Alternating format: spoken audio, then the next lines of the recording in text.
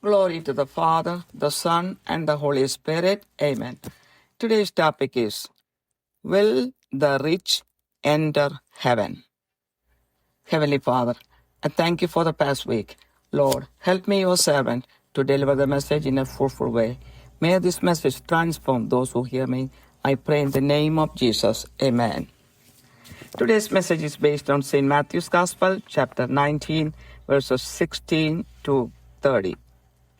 A rich young ruler came to Jesus and asked what he should do to obtain eternal life. Jesus told him to keep the commandments. According to his request, Jesus went over the commandments with him.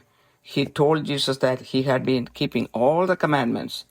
He wanted to know what else he should do to gain eternal life. Jesus said to him in St. Matthew's Gospel, chapter 19, verse 21, If you wish to be complete, go and sell your possessions and give to the poor, and you will have treasure in heaven, and come follow me. As he owned much property, he went away grieving.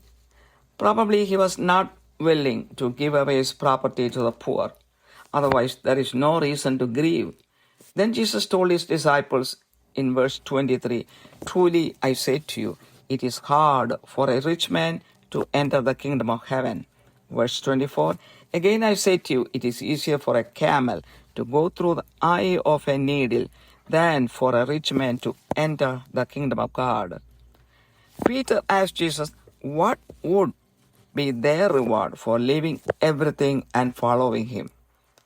Verses 28 and 29, Jesus said to the disciples, Truly I say to you that you who have followed me in the regeneration, when the Son of Man will sit on his glorious throne, you also shall sit upon 12 thrones, judging the 12 tribes of Israel.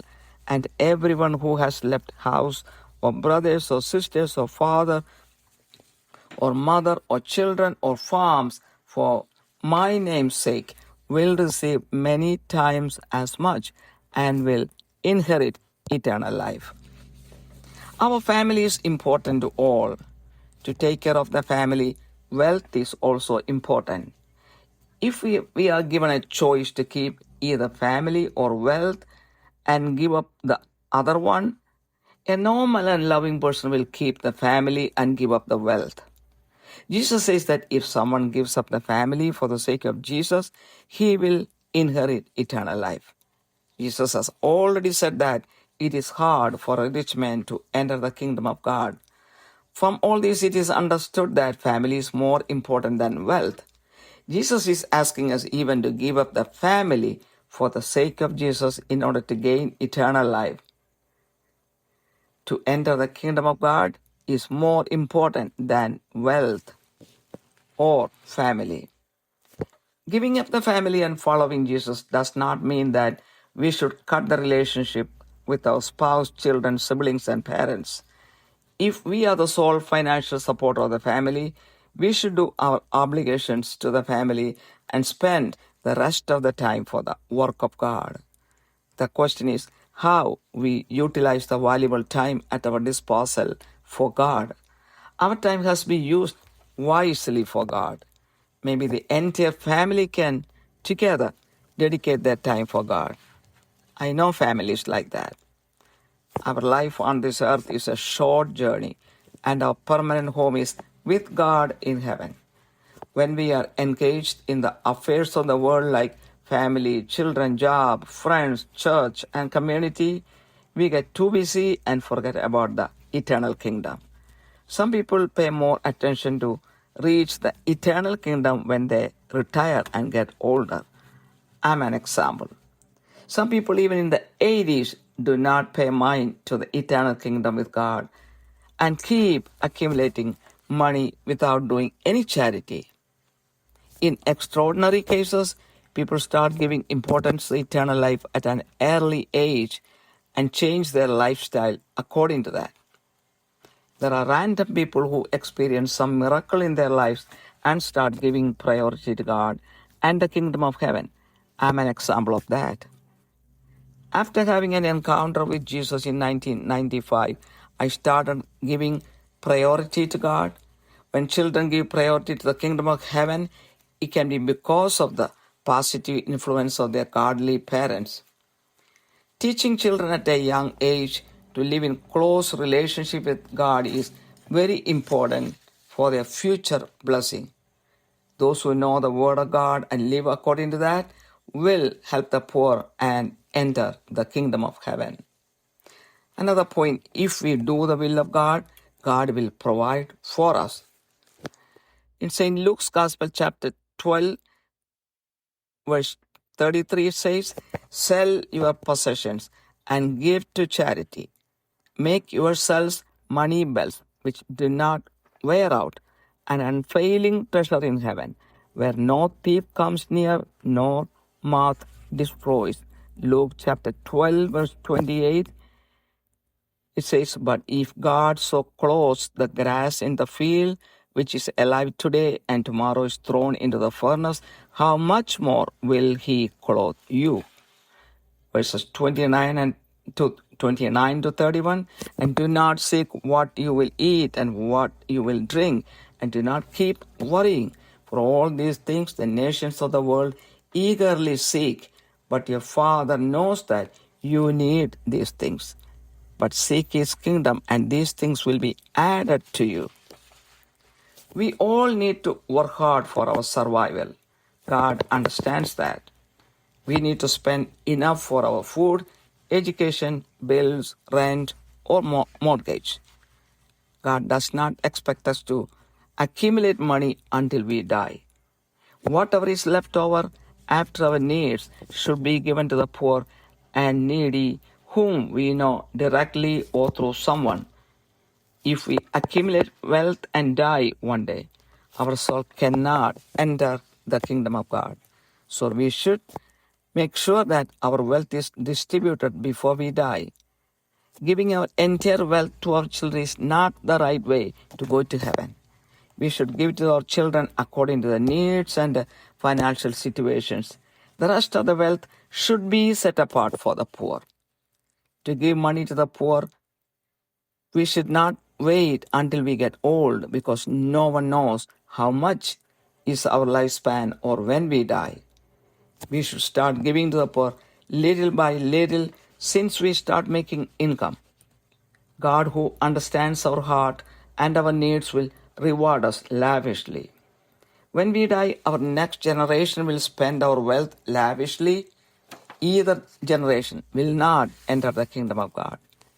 If we do good things like giving charity, our soul will inherit the kingdom of God, and our generation will get blessed too. Another point is, don't lose human relationship for wealth. If not giving charity will deprive us of the kingdom of God, what will be the punishment for brothers who fight for parents' property and break the relationship forever? I personally know families who have broken relationship with their siblings for more than 30 years for wealth. If they don't mind losing the relationship for wealth, they may not bother helping the poor either. If they die unexpectedly, imagine what kind of punishment they will get. I don't think they will enter the kingdom of God.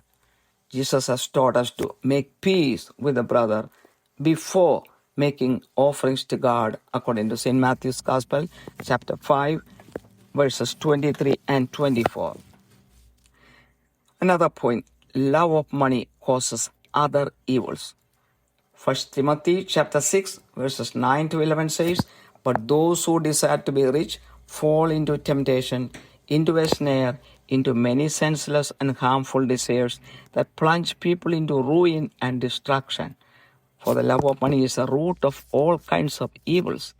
It is through this craving that some have wandered away from the faith and pierced themselves with many pangs. But as for you, O man of God, flee these things. Pursue righteousness, godliness, faith, love, steadfastness, and gentleness." Another point, we should become rich in doing good works. 1 Timothy chapter 6 verses 17 to 19 says, "As for the rich in this present age, charge them not to be haughty, nor to set their hopes on the uncertainty of riches, but on God, who richly provides us with everything to enjoy. They are to do good, to be rich in good works, to be generous and ready to share, the storing up treasure for themselves as a good foundation for the future, so that they may take hold of what which is truly life." St. Luke's Gospel, chapter 16, we see the situation of rich man and Lazarus. After their death, the rich man suffers horrible pain in the Hades, while Lazarus, the poor man, enjoys eternal bliss in the bosom of Abraham. The rich man has no choice of going to the paradise or sending someone to his brothers to convey the message of his pain. This shows that what we have to do on this earth has to be done in the right way, in the right time. Jesus and the prophets are given enough message in the Bible for us to understand and practice. St. Matthew's Gospel, chapter 6, verse 24 says, "No servant can serve two masters, for either he will hate the one and love the other, or he will be devoted to the one and despise the other. You cannot serve God and money." St. Mark's Gospel, chapter 8, verse 36 says, "For what does it profit a man to gain the whole world and forfeit his soul?" Another point is we should contribute according to how much we have. About the poor widow who offered 2 copper coins, Jesus said in St. Mark's Gospel, chapter 12, verse 43, "Truly I say to you, this poor widow put in more than all the contributors to the treasury." Proverbs 11:28 says, "Whoever trusts in his riches will fall, but the righteous will flourish like a green leaf." Next point, the righteousness of a charitable person endures forever. Psalm 112, verses 5 and 6, it says, "It is well with a man who is gracious and lends. He will maintain his cause in judgment, for he will never be shaken. The righteousness will be remembered forever." This man will be justified by God at the last judgment. Psalm 112, verse 9 says, "He has given freely to the poor. His righteousness endures forever. His horn will be exalted in honor." That is, he will be glorified in front of God. Next point, God loves a charitable person. In 2 Corinthians chapter 9, verse 7, God loves a cheerful giver. St. Luke's Gospel, chapter 19, we see Jesus knew the heart of Zacchaeus and told him that he would stay in his house that night. Luke 19, verse 8, we see Zacchaeus repents and tells Jesus, "Behold, Lord, half of my possessions I will give to the poor, and if I have defrauded anyone of anything, I will give back 4 times as much." As Zacchaeus repented and became willing to give his possessions to the poor, Jesus loved him. In 1 John chapter 3, verse 17, it says, "But whoever has the world's goods and sees his brother in need and closes his heart against him, how does the love of God abide in him?" God will not love someone who sees a suffering brother and walks away without helping. God repays us for our almsgiving. That's really true. God will repay us for our almsgiving. In Proverbs 19, verse 17, it says, "One who is gracious to a poor man lends to the Lord, and he will repay him for his good deed." At the last judgment, Jesus will judge according to our deeds. Jesus said that everything we do to the poor, we do it to him. St. Matthew's Gospel, chapter 25, verses 35 and 36 says, "For I was hungry, and you gave me something to eat. I was thirsty, and you gave me something to drink. I was a stranger, and you invited me in. Naked, and you clothed me. I was sick, and you visited me. I was in prison, and you came to me." St. Luke's Gospel, chapter 12, Jesus says the parable of the rich man who plans to store up his grains by building bigger barns and enjoy his life. In verse 20, God said to him, "You fool, this very night your soul is required of you, and now who will own what you have prepared?" Verse 33, Jesus said, "Sell your possessions and give to charity. Make yourselves money belts which do not wear out, an unfailing treasure in heaven, where no thief comes near nor moth destroys." Now, lastly, why do I want to help the poor? About myself. Since my young age, I used to see the suffering of the poor around us in India. I used to share my lunch with them when I was at the school. When I had everything I wanted, they had to beg for food, money, and other basic needs. When I stayed in a convent house near to my job for a few years, there was an old age home attached to the convent. They were all poor mothers who did not have family members to take care of them. My room was one of the rooms in that building. I rented that room. I spent time with them and they loved my company. I used to buy things for them. I took them to movies. One time I took them to my parents' home and gave them a luxurious lunch. When I got married, I started seeing more poor people around my husband's house. I always felt sorry for them and I gave whatever financial help I could give from my limited income. When I came to America after my marriage, I started feeling exactly like them. Before I got a good job, I struggled for money. Even after getting a good job, it was very hard to make both ends meet because of the huge expenses. Then I thought more about the poor people back in India. From my limited income, I started sending money to the poor and needy in India. One time I sent 2 checks to 2 different people in India for a total of $200 when I did not have that money in my account. These people needed money for treatment. That same day, I was about to throw a bunch of papers in the garbage, but I looked through the papers for some important information. As soon as I mailed the checks, I found an old and expired check for $1,850. I submitted that check to the New York City Department of Education and received that money in a week. God provided for me. Later on, I started a non-profit and tax-exempt charitable organization named Blessed Charities Limited with the intention of serving the poor around us and abroad. Donations to this organization was very limited, but depending on my capacity, I tried to send as much as I could to the needy who requested. My husband got along with everything I did. After 30 years and after my retirement, I closed this organization and started sending money to the poor in India on a personal basis. When my husband's property in India was sold, most of that money was distributed to the poor there. We did not save anything from that sale. Every month, a good portion of my pension goes to different people in India who need money for food, medicine, treatment, education, etc. They wait for that money every month to meet their expenses. Also, we send money to a few pastors who do missionary works in the different states of India among the poor people.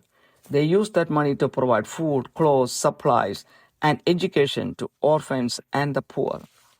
I'm sure all of these people are praying for our health and well-being.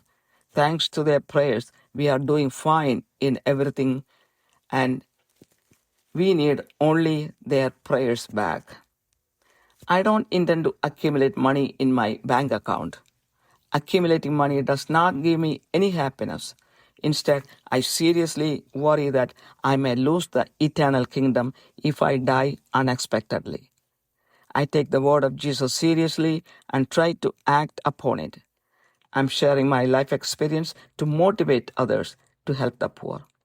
If all the wealth in the world is put together, it is enough to feed every person in the world.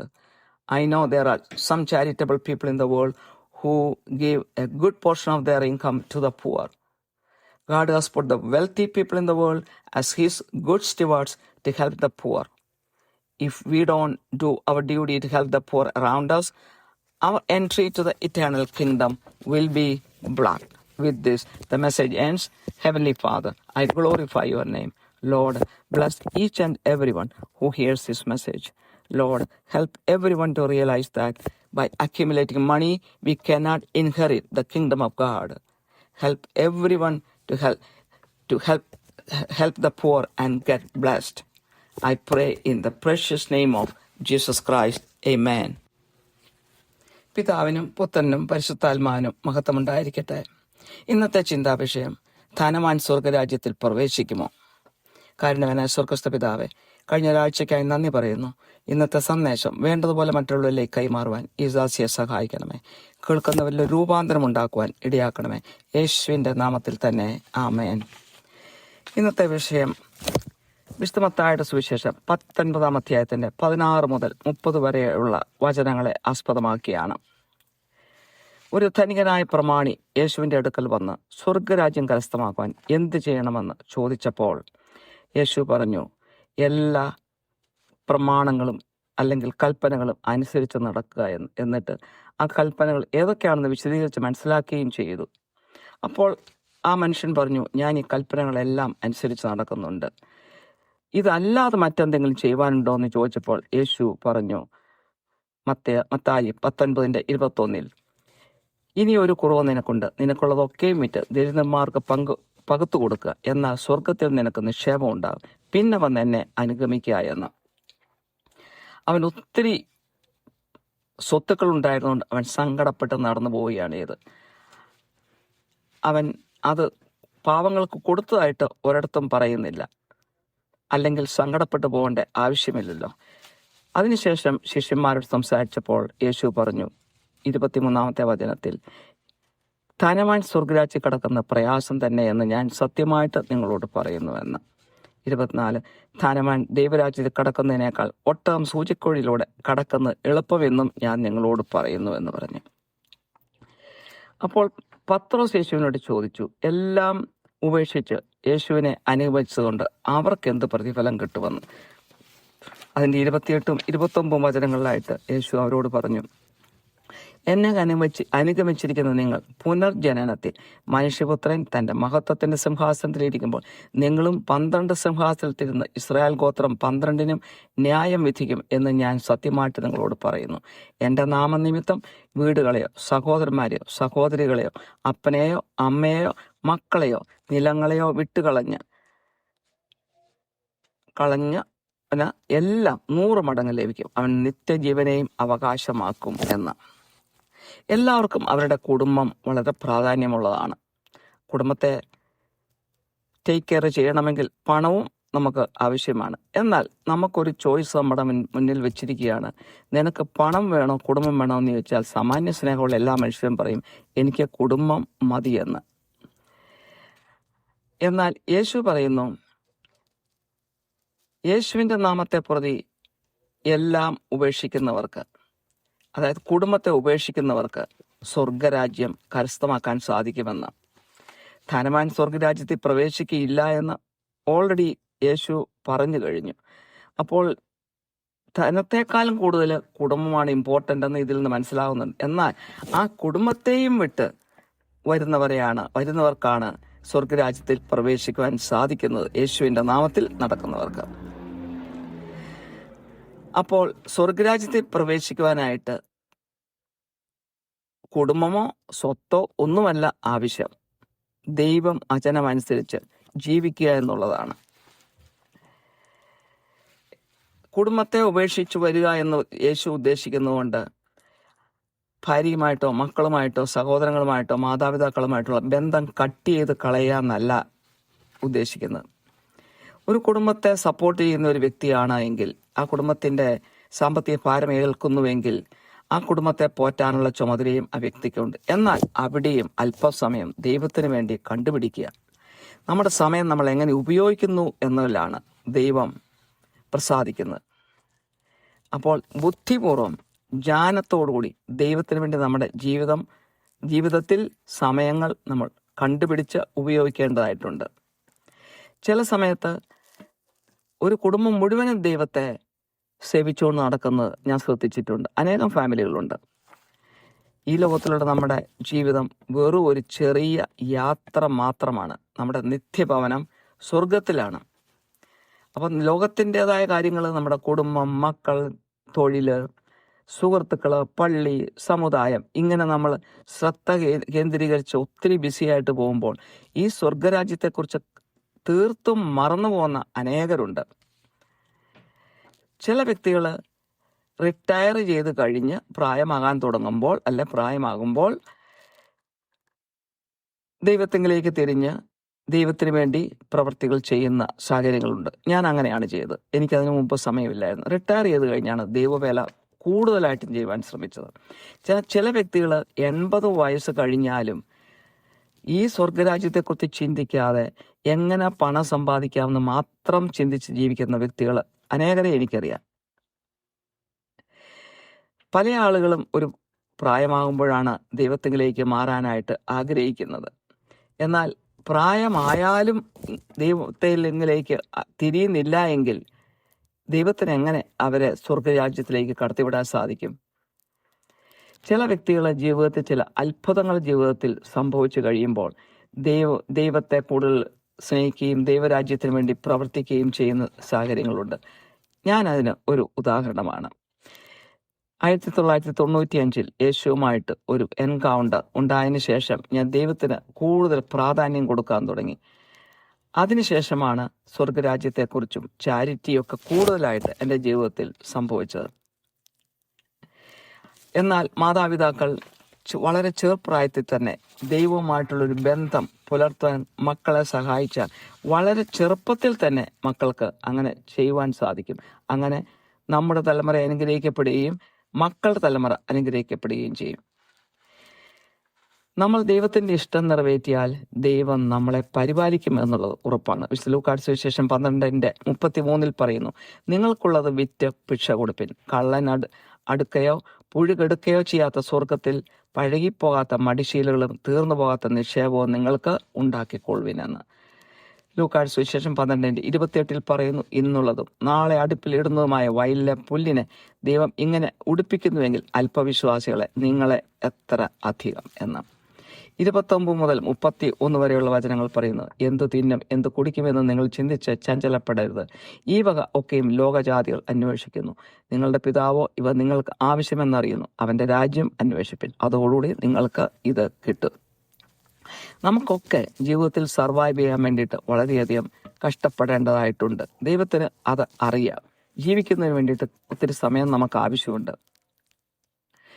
നമ്മൾ ഭക്ഷണത്തിന് വേണ്ടി, വിദ്യാഭ്യാസം, ബില്ലുകൾ അടയ്ക്കാൻ, വാടക കൊടുക്കാൻ, അല്ലെങ്കിൽ വീടിൻ്റെ ലോൺ അടയ്ക്കാൻ, ഇങ്ങനെയൊക്കെ പലതരത്തിൽ നമുക്ക് ചെലവുകളുണ്ട്. എന്നാൽ ദൈവം ആരും മരിക്കുന്നിടം വരെ പണം ഇങ്ങനെ കൂട്ടിവെക്കരുത് എന്ന് ദൈവം ആഗ്രഹിക്കുന്നു. ജീവിതത്തിൻ്റെ ഏതവസ്ഥയിലായെങ്കിലും നമ്മളുടെ ആവശ്യം കഴിഞ്ഞ് അല്പമുണ്ടെങ്കിൽ അതിൽ നിന്നും പാവങ്ങൾക്ക് കൊടുക്കണമെന്ന് ദൈവം ആഗ്രഹിക്കുന്നുണ്ട്. അല്ലാതെ നമ്മൾ ഈ പണം കൂട്ടിവെച്ച് നമ്മളൊരു സുപ്രഭാതത്തിൽ മരിച്ചാൽ സ്വർഗരാജ്യം നമുക്ക് അവകാശമാക്കാൻ നമുക്ക് സാധിക്കുകയില്ല. ചില ആളുകൾ സ്വത്തുക്കൾ മുഴുവനും മക്കൾക്ക് വേണ്ടി കുന്നുകൂടി വെച്ച് അവരനുഭവിക്കാൻ വേണ്ടി വെച്ചിട്ട് മരിക്കുന്നവരുണ്ട്. എന്നാൽ ഞാൻ പറയുന്നു, ദൈവം ആഗ്രഹിക്കുന്ന അതല്ല. മക്കളുടെ ആവശ്യത്തിന് കൊടുക്കുക, അവരുടെ സാമ്പത്തിക ശേഷി എന്താണെന്ന് മനസ്സിലാക്കി അവരുടെ ആവശ്യമനുസരിച്ച് കൊടുക്കുക. ബാക്കി പണം പാവപ്പെട്ടവർക്കാണ് കൊടുക്കേണ്ടത്. ഇങ്ങനെയൊക്കെ ചെയ്യുവാൻ നമ്മൾ ഒത്തിരി പ്രായമാകുവാൻ വേണ്ടി നമ്മൾ നോക്കിയിരിക്കേണ്ട ആവശ്യമില്ല. നമുക്ക് അല്പം ഇൻകം സ്വന്തമായിട്ടുണ്ടെങ്കിൽ, വരുമാന മാർഗമുണ്ടെങ്കിൽ, നമ്മൾ അല്പം വെച്ച് പാവങ്ങൾക്ക് കൊടുത്തു തുടങ്ങണം. ചെറുപ്രായത്തിൽ തന്നെ കൊടുത്തു തുടങ്ങണം. അപ്പോൾ നമ്മളുടെ ആവശ്യങ്ങൾ ദൈവം നിർവഹിക്കും. കാരണം അങ്ങനെ നമ്മൾ ചെയ്തില്ലെങ്കിൽ നമ്മൾ മരിച്ചു കഴിയുമ്പോൾ നമ്മുടെ തലമുറ നമ്മുടെ പണമെടുത്ത് ധൂർത്തടിക്കും. നമുക്കും അനുഗ്രഹം കിട്ടിയില്ല, അവർക്കും അനുഗ്രഹം കിട്ടിയില്ല. സ്വർഗരാജ്യം എല്ലാവർക്കും നഷ്ടപ്പെട്ടു പോവുകയും ചെയ്യും. ഇനി സ്വത്തുക്കൾക്ക് വേണ്ടിയിട്ട് മനുഷ്യബന്ധങ്ങൾ പണത്തിന് വേണ്ടി തകർക്കരുത്. മനുഷ്യബന്ധങ്ങളെ മുറുകെ പിടിക്കണം. ദൈവം അതാണ് ആഗ്രഹിക്കുന്നത്. അന്യോന്യം സഹോദരങ്ങൾ സ്നേഹിക്കണമെന്നാണ്. അപ്പോൾ അന്യോന്യം സഹോദരങ്ങൾ സ്നേഹിക്കുന്നില്ല എങ്കിൽ എന്തായിരിക്കും നമ്മുടെ സ്വർഗരാജ്യത്തിലേക്കുള്ള പ്രവേശനത്തിന്റെ അവസ്ഥ എന്തായിരിക്കും?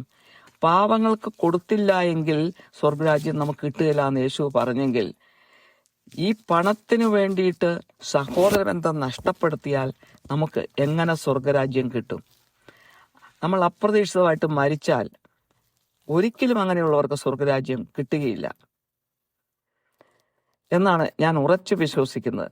വിശുദ്ധ മത്തായി സുവിശേഷം 5:23-24 വചനങ്ങളിൽ യേശു പറയുന്നു, നീ യാഗമർപ്പിക്കാൻ പോകുമ്പോൾ നിന്റെ സഹോദരന് നിന്നോട് എന്തെങ്കിലും ഉണ്ടെന്ന് തോന്നിയാൽ അത് അവിടെ വെച്ചിട്ട് പോയി സഹോദരനോട് നിരപ്പായിട്ട് വന്നിട്ട് യാഗമർപ്പിക്കുക എന്ന്.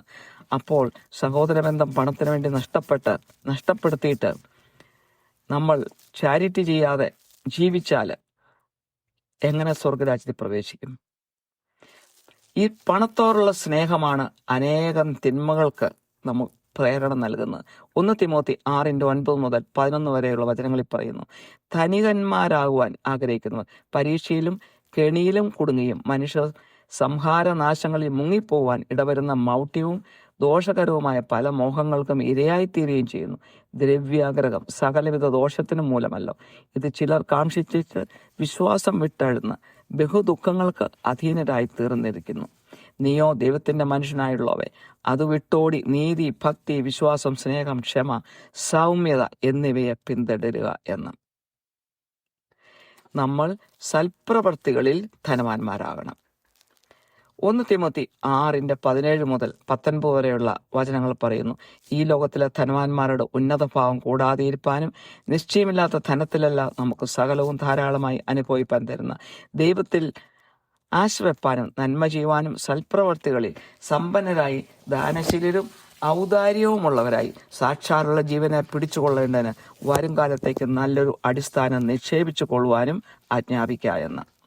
വിശുദ്ധ ലൂക്കായുടെ സുവിശേഷം 16-ാം അധ്യായത്തിൽ ധനവാന്റെയും ലാസറിന്റെയും അവസ്ഥ നമ്മൾ കാണുന്നു. ധനവാൻ ഈ ഭൂമിയിൽ സുഖിച്ചു ജീവിച്ചു, എന്നാൽ അവന്റെ ആത്മാവ് പാതാളത്തിൽ യാതന സഹിക്കുന്നു. ലാസർ കഷ്ടപ്പെട്ട് ജീവിച്ചു, ഒരു നേരത്തെ ആഹാരത്തിന് വകയില്ലാതെ, എന്നാൽ അവൻ പറുദീസാലിരിക്കുന്ന സാഹചര്യം നമ്മൾ കാണുന്നു. ഈ ധനവാന് ഈ പറുദീസിലേക്ക് കയറുവാനോ സഹോദരന്മാരെ ചെന്ന് കണ്ട് അവരോടൊരു വിവരം അറിയിക്കുവാനോ സാധിക്കാതെ ദുഃഖിക്കുന്നു. അപ്പോൾ ഇതിൽ നിന്നൊക്കെ നമ്മൾ മനസ്സിലാക്കുന്നത്, ഈ ഭൂമിയിലെ സ്വത്തുക്കൾ വേണ്ട രീതിയിൽ കൈകാര്യം ചെയ്ത് പാവപ്പെട്ടവരെ സഹായിക്കേണ്ടടുത്ത് സഹായിച്ചില്ല എങ്കിൽ ദൈവം പ്രസാദിക്കുകയില്ല, നമുക്ക് സ്വർഗരാജ്യത്തിൽ പ്രവേശിക്കാൻ സാധിക്കുകയില്ല എന്ന്. വിശുദ്ധ മത്തായി സുവിശേഷം 6:24 പറയുന്നു, 2 യജമാനന്മാരെ സേവിപ്പാൻ ആർക്കും കഴിയില്ല. അങ്ങനെ ചെയ്താൽ ഒരുത്തനെ പകച്ച് മറ്റവനെ സ്നേഹിക്കും, അല്ലെങ്കിൽ ഒരുത്തനോട് പറ്റിച്ചേർന്ന് മറ്റവനെ നിരസിക്കും. നിങ്ങൾക്ക് ദൈവത്തെയും മാമോനെയും സേവിപ്പാൻ കഴിയുകയില്ല എന്ന്. വിശുദ്ധ മർക്കോസിന്റെ 8:36 പറയുന്നു, ഒരു മനുഷ്യൻ സർവ്വലോകവും നേടുകയും തന്റെ ജീവനെ കളയുകയും ചെയ്താൽ അവന് എന്തു പ്രയോജനം എന്ന്. അടുത്തതായിട്ട്, നമുക്ക് ഉള്ളതിൽ നിന്ന് വേണം നമ്മൾ പാവങ്ങൾക്ക് സംഭാവന ചെയ്യുവാനായിട്ട്. 2 വെള്ളിക്കാശ് 2 ചില്ലിക്കാശ് ഭണ്ഡാരത്തിലിട്ട ആ വിധവയെക്കുറിച്ച് യേശു പറയുന്നു. വിശുദ്ധ മർക്കോസിന്റെ സുവിശേഷം 12:43. അപ്പോൾ അവൻ ശിഷ്യന്മാരെ അടുക്കൽ വിളിച്ചു, ഭണ്ഡാരത്തിലിട്ട എല്ലാവരെക്കാളും ഈ ദരിദ്രയായ വിധവ അധികം ഇട്ടിരിക്കുന്നു എന്ന് ഞാൻ സത്യമായിട്ട് നിങ്ങളോട് പറയുന്നുവെന്ന്. പ്രോവർബ്സ് 11:28, അതായത് സദൃശ്യവാക്യങ്ങൾ 11:28 പറയുന്നു, തന്റെ സമ്പത്തിൽ ആശ്രയിക്കുന്നവന് വീഴും, നീതിമാന്മാരോ പച്ചയില പോലെ തഴയ്ക്കുമെന്ന്. ധനസഹായം ചെയ്യുന്ന അവന്റെ നീതി എന്നേക്കും നിലനിൽക്കും. സങ്കീർത്തനം 112:5-6 വചനങ്ങളിൽ പറയുന്നു, കൃപ തോന്നി വായ്പ കൊടുക്കുന്നവൻ ശുഭമായിരിക്കും, വ്യവഹാരത്തിൽ അവൻ തന്റെ കാര്യം നേടും, അവൻ ഒരു നാളും കുലുങ്ങിപ്പോയില്ല, നീതിമാൻ എന്നേക്കും ഓർമ്മയിൽ ഇരിക്കുമെന്ന്. അപ്പോൾ അന്ത്യവിധിയിൽ അവന്റെ നീതിയെ ദൈവം അംഗീകരിക്കും. സങ്കീർത്തനം 112:9 പറയുന്നു, അവൻ വാരി വിതറി ദരിദ്രന്മാർക്ക് കൊടുക്കുന്നു, അവന്റെ നീതി എന്നേക്കും നിലനിൽക്കുന്നു, അവന്റെ കൊമ്പ് ബഹുമാനത്തോടെ ഉയർന്നിരിക്കുമെന്ന്. അതായത് ദൈവത്തിന് മുമ്പാകെ അവൻ മഹത്വപ്പെടും. ദൈവം പാവപ്പെട്ടവരെ സഹായിക്കുന്നവരെ സ്നേഹിക്കുന്നു. 2 കൊറിന്ത്യൻസ് 9:7 പറയുന്നു, സന്തോഷത്തോടെ കൊടുക്കുന്നതിനെ ദൈവം സ്നേഹിക്കുന്നുവെന്ന്. വിശുദ്ധ ലൂക്കായുടെ സുവിശേഷം 19 അധ്യായത്തിൽ സക്കേവൂസ് മാനസാന്തരപ്പെട്ട് എല്ലാം പാവങ്ങൾ കൊടുക്കുവാനായിട്ട് ആഗ്രഹിക്കുന്നത് നമ്മൾ കാണുന്നു. ലൂക്ക 19:8 പറയുന്നു, സക്കായിയോ നിന്ന് കർത്താവിനോട്, കർത്താവെ, എൻ്റെ വസ്തുവകയിൽ പാതി ഞാൻ ദരിദ്രർക്ക് കൊടുക്കുന്നുണ്ട്, വല്ലതും ചതിവായി വാങ്ങിയിട്ടുണ്ടെങ്കിൽ 4 മടങ്ങ് മടക്കി കൊടുക്കുന്നു എന്ന് പറഞ്ഞു. അപ്പോൾ പാവപ്പെട്ടവരെ സഹായിക്കാൻ അവൻ മനസ്സ് വച്ചപ്പോൾ യേശു അവനെ സ്നേഹിച്ചു, അവൻ്റെ ഭവനത്തിൽ വസിക്കുമെന്ന് അവനോട് പറയുന്നു. 1 യോഹന്നാൻ 3:17 പറയുന്നു, എന്നാൽ ഈ ലോകത്തിലെ വസ്തുവകയുള്ളവൻ ആരെങ്കിലും തന്റെ സഹോദരനോട് മുട്ടുള്ളത് കണ്ടിട്ട് അവനോട് മനസ്സലിവ് കാണിക്കാഞ്ഞാൽ ദൈവത്തിന്റെ സ്നേഹം അവനിൽ എങ്ങനെ വസിക്കും എന്ന്. അപ്പോൾ മുട്ടുള്ള ഒരാളെ കണ്ടിട്ട്, സഹായം അർഹിക്കുന്ന ഒരാളെ കണ്ടിട്ട് കണ്ണടച്ചു കളഞ്ഞാൽ ദൈവത്തിന് അവനെ സ്നേഹിക്കുവാൻ സാധിക്കുകയില്ല. നമ്മൾ കൊടുക്കുന്ന എല്ലാ സഹായത്തിനും ദൈവം നമുക്ക് തിരിച്ചു തരും. സുഭാഷിതങ്ങൾ 19:17, അതായത് സദൃശവാക്യങ്ങൾ 19:17 പറയുന്നു, എളിയവനോട് കൃപ കാട്ടുന്നവൻ യഹോവയ്ക്ക് വായ്പ കൊടുക്കുന്നു, അവൻ ചെയ്ത നന്മയ്ക്ക് അവൻ പകരം കൊടുക്കുമെന്ന്. അപ്പോൾ നമ്മുടെ പ്രവൃത്തികൾ അനുസരിച്ച് അന്ത്യവിധിയിൽ ദൈവം നമ്മളെ വിധിക്കും. വിശുദ്ധമത്തായി സുവിശേഷം 25:35-36 വചനങ്ങളിൽ പറയുന്നു, എനിക്ക് വിശന്നു, നിങ്ങൾ ഭക്ഷിപ്പാൻ തന്നു, ദാഹിച്ചു, നിങ്ങൾ കുടിപ്പാൻ തന്നു, ഞാൻ അതിഥിയായിരുന്നു, നിങ്ങൾ എന്നെ ചേർത്തുകൊണ്ടു, നഗ്നനായിരുന്നു, നിങ്ങൾ എന്നെ ഉടുപ്പിച്ചു, രോഗിയായിരുന്നു, നിങ്ങൾ എന്നെ കാണുവാൻ വന്നു, തടവിലായിരുന്നു, നിങ്ങൾ എൻ്റെ അടുക്കൽ വന്നു എന്ന് ഇപ്രകാരം യേശു പറഞ്ഞു. വിശുദ്ധ ലൂക്കായുടെ സുവിശേഷം 12 അധ്യായത്തിൽ ഒരു ധനവാനെ കുറിച്ച് പറയുന്നു. അവൻ ധാന്യങ്ങൾ മുഴുവൻ ശേഖരിച്ച് കൂട്ടി വെക്കാൻ വലിയ വലിയ ധാന്യപ്പുരകൾ ഉണ്ടാക്കുന്നതിനെ കുറിച്ചൊക്കെ പറയുന്ന സാഹചര്യത്തെക്കുറിച്ച് ലൂക്കായുടെ സുവിശേഷം 12:20 ദൈവം അവനോട് പറയുന്നു, മൂഢ, ഈ രാത്രി നിന്റെ പ്രാണനെ നിന്നോട് ചോദിക്കും, പിന്നെ നീ ഒരുക്കി വെച്ചത് ആർക്കാകുമെന്ന്. 33-ാമത്തെ വചനത്തിൽ, നിങ്ങൾക്കുള്ളത് വിറ്റ് ഭിക്ഷ കൊടുപ്പിൻ, കള്ളനടുക്കുകയോ പുഴുകെടുക്കുകയോ ചെയ്യാത്ത സ്വർഗത്തിൽ പഴകിപ്പോകാത്ത മടിശീലം തീർന്നു പോകാത്ത നിക്ഷേപം നിങ്ങൾക്ക് ഉണ്ടാക്കിക്കൊള്ളുവിൻ എന്ന്. ഇനി ഞാൻ എന്തിനാണ് പാവപ്പെട്ടവരെ സഹായിക്കുന്നതെന്ന് എന്നെക്കുറിച്ച് തന്നെ ഒരു സാക്ഷ്യം പറയട്ടെ. വളരെ ചെറുപ്രായത്തിൽ തന്നെ ഞാൻ ഇന്ത്യയിൽ ജനിച്ചു വളർന്ന സ്ഥലത്ത് പരിസരത്ത് ഭവനത്തിൻ്റെ പരിസരത്ത് അനേകം പാവപ്പെട്ടവരുണ്ടായിരുന്നു. അവരുടെയൊക്കെ അടുത്തിരുന്ന് സംസാരിക്കാനിടയായിട്ടുണ്ട്. സ്കൂളിൽ പോകുമ്പോൾ ഞാൻ ലഞ്ച് കൊണ്ടുപോകുമ്പോൾ അവർക്ക് ലഞ്ചില്ലെങ്കിൽ അവരുമായിട്ട് എൻ്റെ ലഞ്ച് ഞാൻ ഷെയർ ചെയ്യുമായിരുന്നു. എനിക്കെല്ലാം ഉണ്ടായിരുന്നു, എന്നാൽ ആ പാവപ്പെട്ടവർക്ക് ഭക്ഷണമോ പൈസയോ അവരുടെ ബേസിക് ആയിട്ടുള്ള കാര്യങ്ങൾ പോലും സാധിക്കുവാനുള്ള സാമ്പത്തികം അവർക്കില്ലായിരുന്നു. ഞാൻ ജോലി കിട്ടിക്കഴിഞ്ഞ് ഒരു മഠത്തിൻ്റെ ബിൽഡിങ്ങിലാണ്, മഠത്തിനോടനുബന്ധിച്ച് ഉണ്ടായിരുന്ന ഒരു വൃദ്ധമന്ദിരം ഉണ്ടായിരുന്നു. അതിലൊരു റൂമാണ് ഞാൻ വാടകയ്ക്കെടുത്ത് താമസിച്ചത്. അവിടെ പാവപ്പെട്ടവരായ ഒത്തിരി അമ്മമാരുണ്ടായിരുന്നു. മക്കളാരും നോക്കാനില്ലാത്തവരും സാമ്പത്തികം ഇല്ലാത്തവരുമായിട്ടുള്ളത്. അവരുടെ ആ ഒരു മുറിയിലാണ് താമസം. അപ്പോൾ ജോലി കഴിഞ്ഞുള്ള സമയം മൊത്തം ഞാൻ അവരുമായിട്ടാണ് സമയം സ്പെൻഡ് ചെയ്തിരുന്നത്. അവർക്ക് ആവശ്യമുള്ള സാധനങ്ങൾ പലതും ഞാൻ വാങ്ങിച്ചു കൊടുത്തിരുന്നു. അവരെ ഞാൻ മൂവിക്ക് കൊണ്ടുപോയിരുന്നു, അവരെ സന്തോഷിപ്പിക്കാൻ വേണ്ടിയിട്ട്. ഒരു പ്രാവശ്യം ഞങ്ങളുടെ വീട്ടിൽ മാതാപിതാക്കൾ അവരോട് ആവശ്യപ്പെട്ട് അവരൊരു വലിയ വിഭവസമർത്ഥമായ ഒരു ലഞ്ച് ഒരുക്കി. അങ്ങനെ അവരെല്ലാം കൊണ്ടുപോയി ലഞ്ച് കൊടുക്കുന്നത് ഞാൻ ഓർക്കുന്നു. ഞാൻ കല്യാണം കഴിച്ചു കഴിഞ്ഞപ്പോൾ എൻ്റെ ഹസ്ബൻഡിൻ്റെ വീട്ടിൽ ചെന്നപ്പോൾ അതിൻ്റെ പരിസരത്തും അനേകം പാവപ്പെട്ടവരുണ്ട്. അന്നൊന്നും കയ്യിൽ ഒത്തിരി ഇൻകമൊന്നും മിച്ചമൊന്നും ഇല്ലായിരുന്നു. എന്നാൽ ഉള്ളത് കൊണ്ട് അല്പമൊക്കെ കൊടുക്കുമായിരുന്നു. എന്നാൽ അമേരിക്കയിൽ വന്നു കഴിഞ്ഞ് കല്യാണമൊക്കെ കഴിഞ്ഞ് ഇവിടെ വന്നു കഴിഞ്ഞപ്പോൾ ആ പാവപ്പെട്ടവരുടെ ഫീലിംഗ് എനിക്ക് തോന്നാൻ തുടങ്ങി. കാരണം ഒരു നല്ല ജോലി കിട്ടുന്നിടം വരെ വേണ്ടത്ര പണം കയ്യിലില്ലാത്തതുകൊണ്ട് പല ബുദ്ധിമുട്ടുകളിൽ കൂടെയും കടന്നു പോകേണ്ടതായിട്ട് വന്നു.